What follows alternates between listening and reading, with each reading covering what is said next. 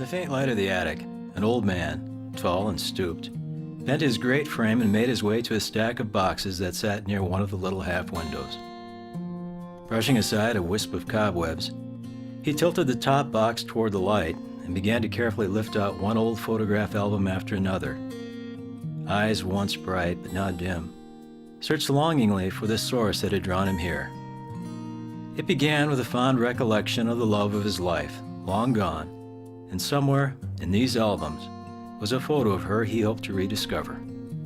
Silent as a mouse, he patiently opened the long-buried treasures and soon was lost in a sea of memories.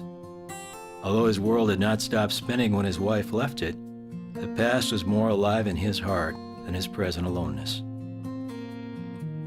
Setting aside one of the dusty albums, he pulled from the box what appeared to be a journal from his grown son's childhood. He could not recall ever having seen it before, or that his son had ever kept a journal. Why did Elizabeth always save the children's old junk? He wondered, shaking his white head. Opening the yellowed pages, he glanced over his short reading and his lips curved in an unconscious smile. Even his eyes brightened as he read the words that spoke clear and sweet to his soul. It was the voice of the little boy who had grown up far too fast in this very house, and whose voice had grown fainter and fainter over the years.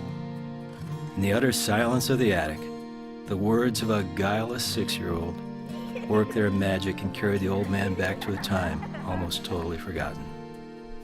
Entry after entry stirred a sentimental hunger in his heart, like the longing a gardener feels in the winter for the fragrance of spring flowers.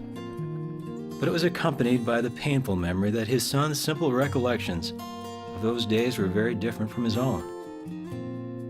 But how different? Reminded that he had kept a daily journal of his own business activities over the years, he closed his son's journal and turned to leave, having forgotten the cherished photo that originally triggered his search. Hunched over to keep from bumping his head on the rafters, the old man stepped to the wooden stairway and made his descent, then headed down a carpeted stairway that led to the den. Opening a glass cabinet door, he reached in and pulled out an old business journal. Turning, he sat down at his desk and placed the two journals beside each other. His was leather-bound and engraved neatly with his name in gold, while his son's was tattered and the name Jimmy had been nearly scuffed from its surface.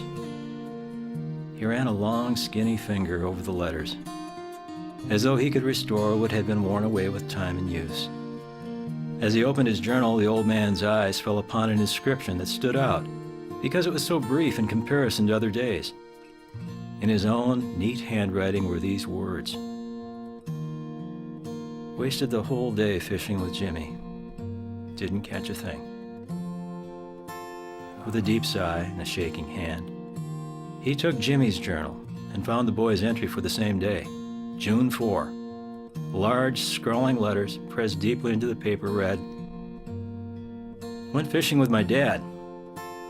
Best day of my life."